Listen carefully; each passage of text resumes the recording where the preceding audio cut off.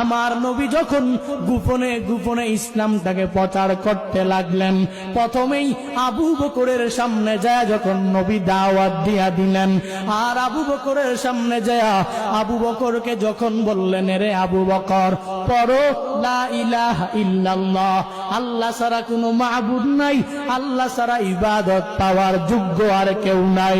আবু বকর বলে, আমি আমার নবীর চেহারা মুবারক দেখে আমার নবীকে আমি বিদায় করে দিতে পারি নাই, আমার নবীকে আমি বিতাড়িত করতেও পারি নাই, বরং আমার নবীর চেহারা মুবারক দেখে দেখে আমি কালিমা পড়ে পড়ে মুসলমান হয়ে গেলাম।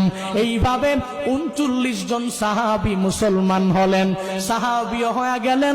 গোপনে গোপনে প্রকাশ্যে ইসলাম প্রচার করা যায় না। আবু বকর 39 জন সাহাবী মুসলমান যখন হয়ে গেলেন,